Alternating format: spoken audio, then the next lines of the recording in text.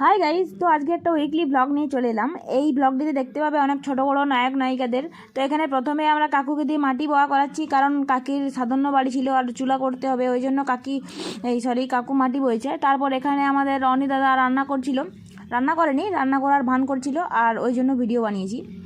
তো এখানে আমি তারপরের দিন গেছিলাম আমার মাসির বাড়ি পুরুলিয়া, আর পুরুলিয়া একটা পাহাড় ছিল, ওই জন্য পাহাড়টার ভিডিও একটু নিলাম, বাকি ছবি আছে অত দেওয়া যাবে না। তারপর আমার দোকানে নারগাছল থেকে একটা নায়ক এসেছিল, কাইফ ভাই, আমার ভাই হয়, ওরও একটু ভিডিও নিলাম ছোট্ট করে। এবং 2 দিন দোকান বন্ধ ছিল, ওই জন্য আমাকে এত কাজ করতে হয়েছিল, দোকানটা একদম নোংরা হয়ে গিয়েছিল। তার ফলে আমি দোকানটা একটু পরিষ্কার করছি, আর ঘরের লোকগুলোকে দেখাচ্ছি যে আমি কাজ করতে জানি, ঠিক আছে। এরকমভাবে আমাকে অপমান করার কোনো মানে হয় না। তারপর আমি ঘরে এলাম, আর আমার মা বললো এই লাল মুরগিটা 3 দিন ধরে কোথাও ডিম দিচ্ছে দেখতো।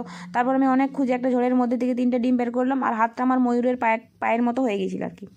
তারপর দুবরাজপুর থেকে একটা দিদি এলো, আর আমাকে বললো যেটা 15 মিনিটের মধ্যে ফলসটা লাগিয়ে দিতে হবে, 60 টাকা দিবে। তো আমার টাকার প্রয়োজন ছিল, আর আমি শর্ট করে ওটা লাগিয়ে দিলাম। এরপর একটা কাকিমা এসে আমাকে জামাটা দিয়ে গেছে বানাতে, ঈদের জন্য ছিল জামাটা।